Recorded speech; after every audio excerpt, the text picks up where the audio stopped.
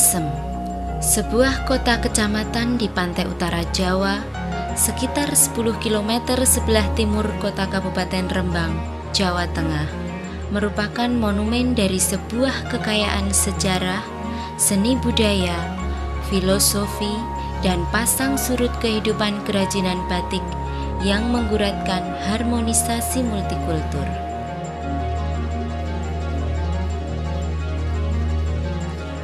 Warna merah darah batik Lasem terkenal indah dan konon tidak dapat dibuat di sentra batik lainnya. Pengaruh budaya Cina dan Jawa tampak berpadu dengan harmonis pada lembaran kain batik Lasem. Periode tahun 1900 sampai 1970-an merupakan masa kejayaan industri batik Lasem. Namun sejak tahun 1970-an, kelangsungan budaya batik Lasem menghadapi ancaman serius. Hal ini terjadi akibat munculnya teknologi printing, pergeseran pola permintaan terhadap kain tradisional, krisis regenerasi pengusaha dan pembatik, serta krisis ekonomi pada akhir tahun 1990-an. Sebenarnya saya ini merupakan generasi ketiga.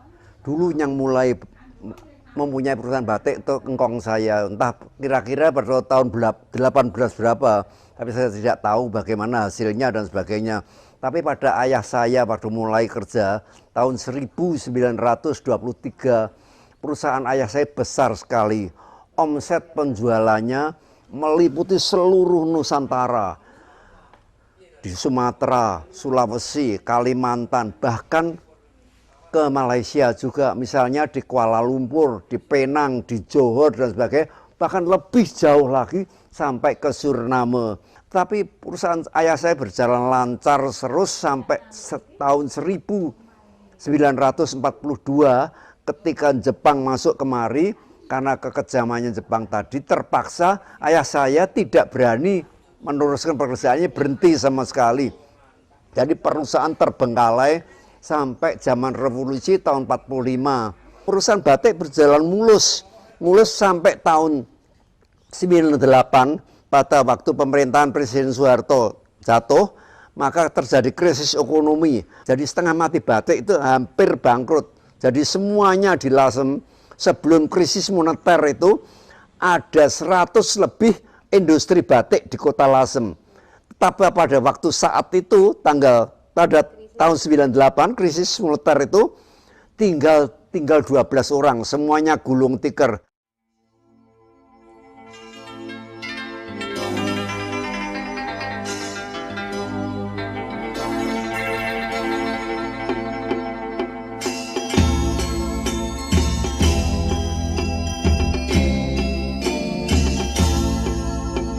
Batik Lasem itu demikian menarik untuk kita teliti dan kita kembangkan, karena sebagaimana halnya dengan batik-batik yang lain, batik Lasem itu adalah batik yang memiliki kandungan multikultur yang sangat kuat. Jadi corak, warna, ya, bentuk, fungsi dan sebagainya mencerminkan akulturasi budaya dari berbagai macam peradaban di dunia ini.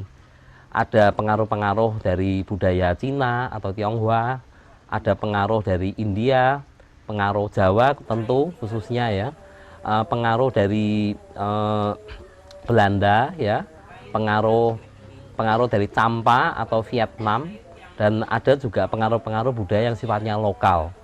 Nah, kami ingin sekali belajar tentang bagaimana interaksi antar kebudayaan itu melalui sepotong kain batik.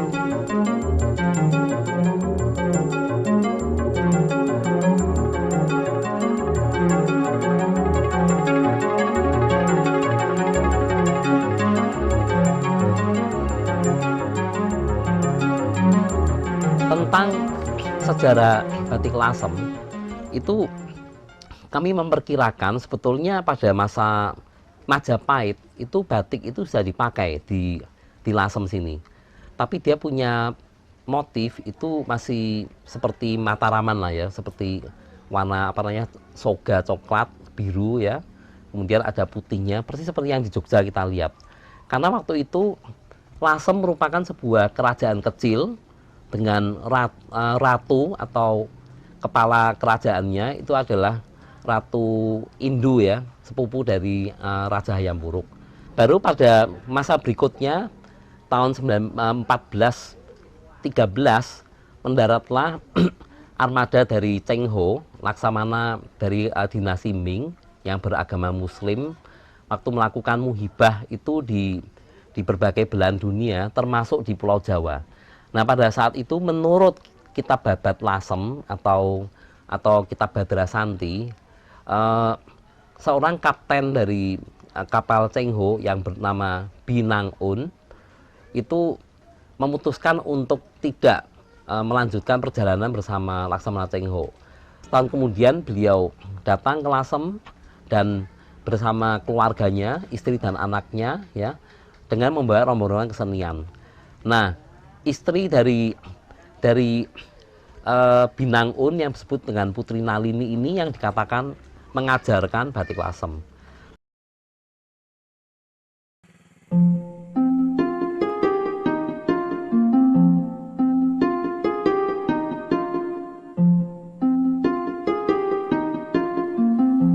Desa Jeruk termasuk salah satu desa miskin di Kabupaten Rembang.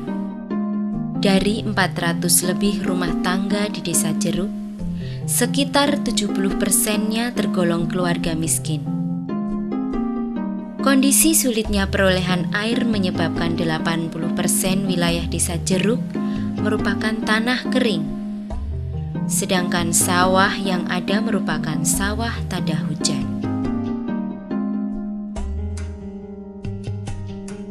Jumlah perempuan yang memiliki keterampilan membatik cukup dominan di desa ini, yaitu 170 orang lebih atau sekitar 30% dari total perempuan usia produktif. Dari jumlah itu 40%-nya merupakan perempuan yang terampil dalam pembatikan tetapi tidak mendapat order pekerjaan. Ya, saya sebetulnya dulu memang pembatik di pengusaha Lasem. Setelah itu semua pengusaha lagi ada krismon. Terus kita di PHK, di rumah nggak bekerja sama sekali. Dulunya memang banyak pembatik seperti saya, dulunya batik di Lasem. Kita memulai pada pertengahan 2004 itu dengan bertemu dengan Ibu Ramini di Desa Jeruk. Kemudian kita lihat beliau begitu bersemangat, komunikatif, ya, memiliki bakat-bakat yang terpendam di bidang kepemimpinan. Nah, dan pada saat itu beliau memang sudah tidak bekerja selama sekian lama. Nah, kita melihat Desa Jeruk ini itu mungkin memang tepat sekali untuk menjadikan sebuah pilot project.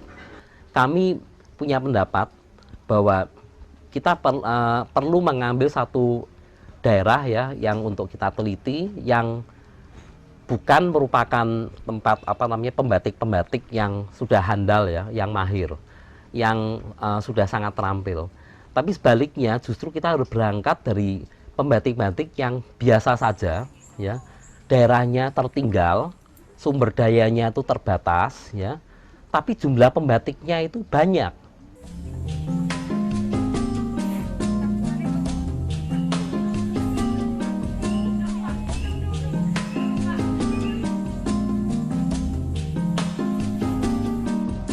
Ya, sebetulnya yang saya ajak untuk menjadi kelompok saya yang dulunya sudah ada yang nganggur, sudah tidak bekerja di pengusaha di Lasem, ada yang masih ada juga bekerja, akhirnya mengikuti kelompok saya. KUB menerima pelatihan dan kegiatan apa saja yang saya terima. Pertama kali saya mengikuti pelatihan di Imogiri. Setelah itu di sini juga ada pelatihan-pelatihan untuk kelompok.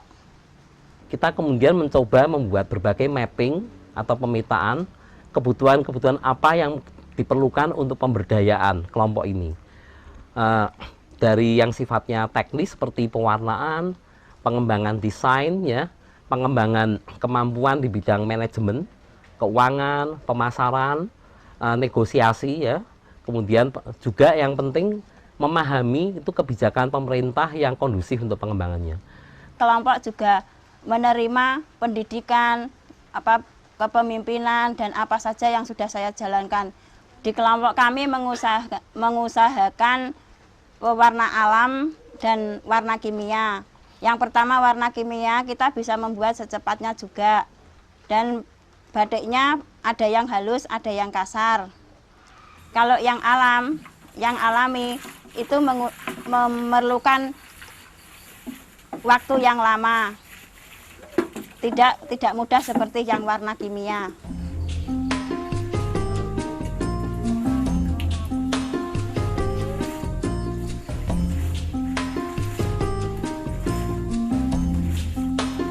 Usaha batik saya dengan kelompok kita berjalan dengan baik sampai sekarang, dan yang mereka dapati akhirnya dia lebih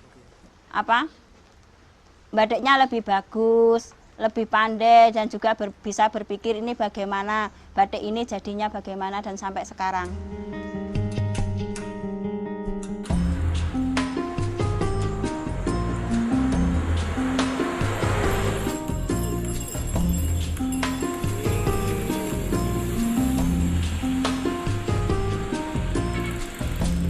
Pada hari tua ini karena saya banyak waktu nganggur, saya pikir-pikir alangkah baiknya kalau saya menyetakkan batik gara baru.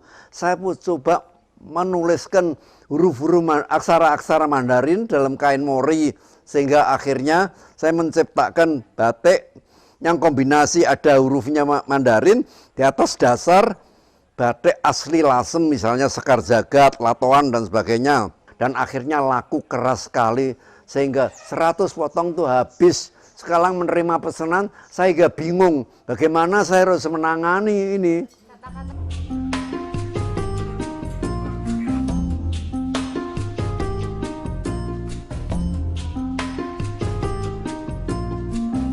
Karena batik sudah pernah mati begitu lama, pengrajin-pengrajinnya ini setengahnya sudah hampir pupus, tidak ada lagi.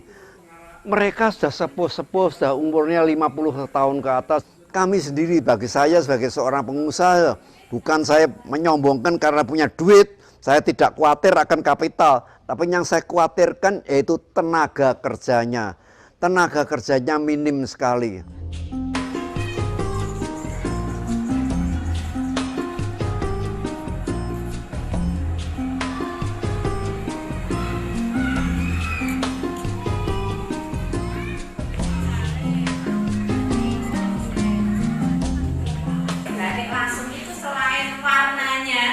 Warnanya yang terkenal dari batik Lasem itu adalah warna, yaitu terkenal dengan warna merah darah ayam. Dari batik itu sendiri, batik itu ada bermacam-macam motif. Batik itu tidak hanya dari Lasem, ada beberapa daerah, beberapa kota sebagai penghasil batik.